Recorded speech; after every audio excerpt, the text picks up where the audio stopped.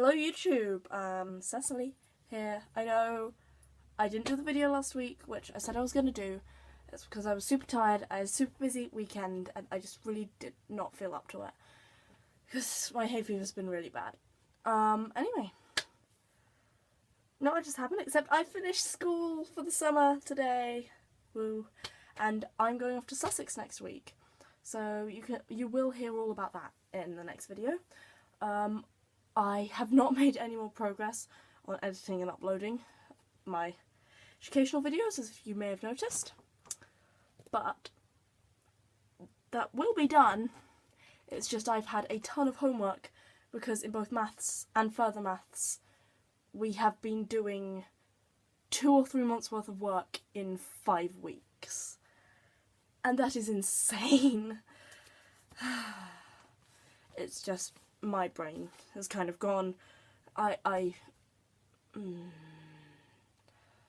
struggling to word at the moment. English is becoming an issue.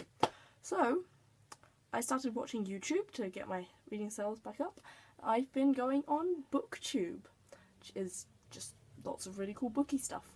Because, as you actually probably haven't realised on this channel, even if you can see the book poster in the background, that is Penguin Books. Yeah, that is Penguin Classics. Beautiful book poster that I got at Blackwell's in Oxford. Yeah. So I decided to do a thing where I show you some of my prettiest books, because I can't be bothered to get my biggest ones, or I have lots of really weird books and quite a few I haven't read. Like, I started an Instagram account where I can show off my books and my Bookish-ness, because a couple of my friends were getting annoyed at how much book stuff I've started reposting on Tumblr, because I want to get back into books, because I've barely read in the last year, except in the last few weeks where I've read about a dozen books, including one of my friend's favourite series, Throne of Glass series, and it's beautiful. I should probably have Assassin's Blade. I do have Assassin's Blade over there. I should probably have it here because it is a very beautiful cover, but I want to show you some of my books. I've only read 2 of these books. There are 4 here. 2 of them are a box set, and those are the ones I haven't actually read. I've sort of started reading them, but like with Black Beauty, which is the first one, it's this one. It's beautiful. I've had this since I was a kid, but the pages are actually shiny paper. A beautiful illustration. That's a good page opener. You can see from the light, it's very shiny, and I'm really, really good at getting paper cuts. So as a child, the cover's exactly the same, but as a child I was, except without the gold, I was very good at getting paper cuts, and I would cut myself from even opening this book, so it took me a very long time to actually read it. I used to have my mum read this to me. Yeah, I just love it. Black Beauty, I used to have an adaptation on video, and then finally actually reading it. This is one of my favourite books of all time, even if I don't mention it that much. Yeah, it's an amazing book. And there's one I picked up from the library. It's actually a really modern book. It's a bit damaged because I bought this second-hand from my local library, and it had a scanning thing there, so you can see from the rectangle. So it's a little damaged, but it's just the embossing on it is beautiful. It's just very pretty. Like, it starts every chapter with a little bit of an illumination and some silhouettes. It doesn't actually have that many illustrations. It does have some. I just saw one. Oh, for goodness sake. There it is. And it's the first book in the Sisters Grimm, the Fairy Tale Detectives series. And it's about these 2 sisters who are sent to live with their grandmother, who reveals that they are distant ancestors of the Brothers Grimm, and the Brothers Grimm actually based all of their fairy stories on real things, on real people who were then causing havoc and were shut into this sort of area of land, and now the family sort of watches over it and makes sure nothing bad happens. And the girls become fairy tale detectives once they move there. And they have to stop a giant destroying their hometown. Yep. It's very good.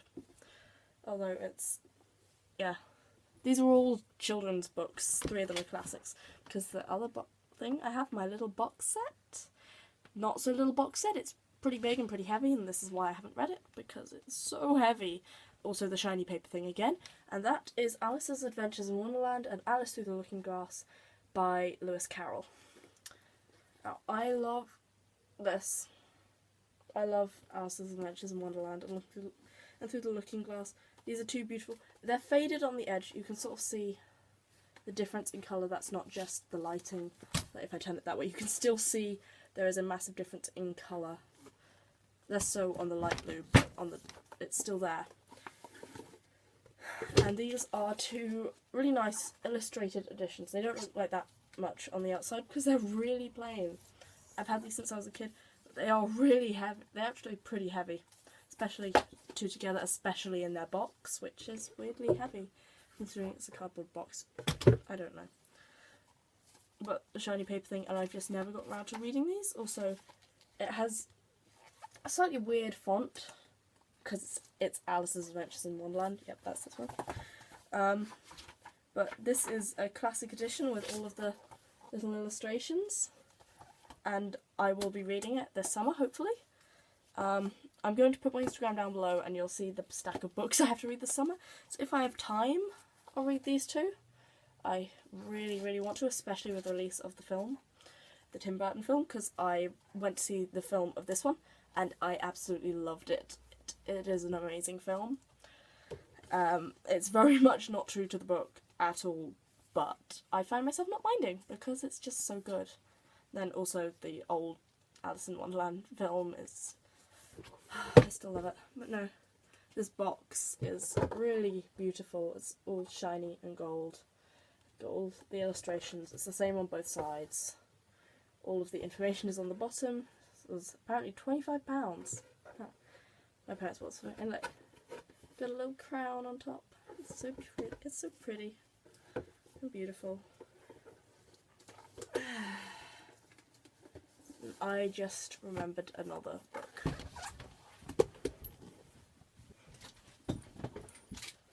This next book I keep in the bag I bought it in. So I bought it from a wildlife trust shop, or at least a shop that had wildlife trust bags. And it was in this little town, can't remember where, and they had a bookshop for my all-time favourite author. A little bookshop dedicated to her. And it was called Lashings of Ginger Beer. If you know the author really well and her most famous series, you will recognise that quote instantly. If you're a really serious fan, you will also know that that quote was not actually in the books. They never actually drank ginger beer, they only ever drank lemonade. But oh well, because what I'm really excited about is the book I got there. It cost me £5, which for a children's book is quite a bit, especially as this was originally... Well, actually, it's not that much, considering this was originally 8 shillings 6pence, and it says on the front cover. And I own the rewritten version of this series. It's been updated and modernised. So I own it's a series of 8 books. I own the first 6 in the new version, but some of the plot points have been changed.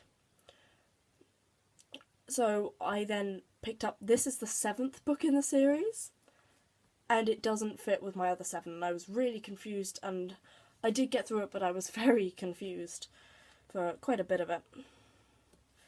And that is The Circus of Adventure by Enid Blyton.